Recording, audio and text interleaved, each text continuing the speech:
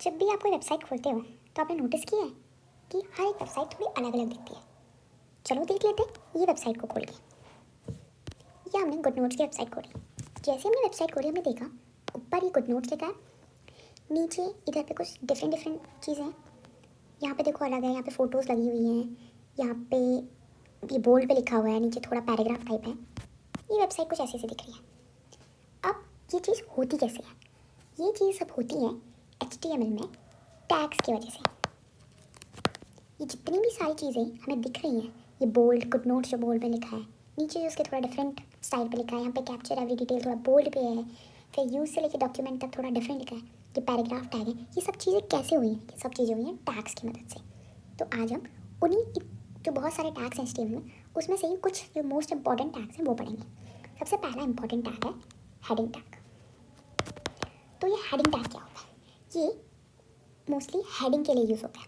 जैसे ये जो हमारी गुड नोट्स की वेबसाइट थी, इसमें देखो एक हेडिंग यूज़ हुई है गुड नोट्स। ये क्या है? H1 टैग, मतलब सबसे बोल्ड का कि अच्छा सबसे मोस्ट इंपॉर्टेंट हेडिंग है, उसकी हेडिंग क्या? Good notes. फिर नीचे देखो यहाँ पे कैप्चर एवरी डिटेल, ये थोड़ा H2 है, H2 है, ये H2 टैग है, ये डिफरेंट डिफरेंट टाइप का दिख रहा है आपको। ये सब क्या होता है? हेडिंग्स। तो इसमें 6 टाइप्स की हेडिंग होती है, सबकी अपनी अपनी इंपॉर्टेंस है। H1 मतलब मोस्ट इंपॉर्टेंट। मोस्टली अगर बेस्ट हम हेडिंग देखें तो किसी भी वेबसाइट में कोई बेस्ट वेबसाइट मानी जाएंगी तो उसमें सिर्फ एक ही H1 टैग होना चाहिए। मल्टीपल्स आप बना सकते हो बट इट इज़ रिकमेंडेड कि सिर्फ एक ही हेडिंग H1 टैग होना चाहिए। जैसे इस वेबसाइट में भी देखिए सिर्फ एक ही H1 टैग है, वो है गुड नोट्स। फिर अलग अलग टैग आते हैं H2, H3, H4, H5, H6, और वो अगर आप किसी वेबसाइट में डालोगे तो जैसा दिख रहा है इधर वैसे ही दिखेगा। इसको लिखने का तरीका होता है सिंपल H1।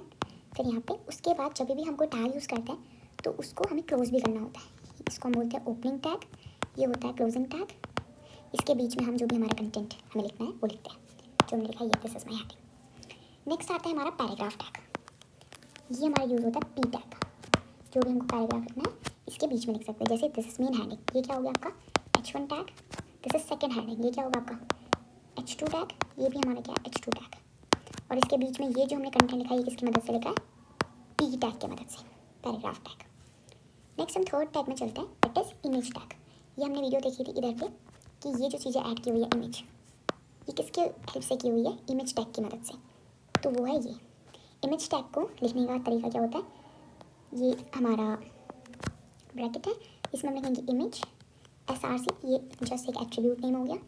इधर पर एट्रीब्यूट की वैल्यू, मतलब जो आपने इमेज सेव करी है वो किस नेम से सेव करी है आपके डिवाइस में, उससे तो हमने सेव करी demo.jpg से सपोज, तो वो डाल दो। यहाँ पे ऑल्ट मतलब क्या हो गया? एट्रीब्यूट का नेम।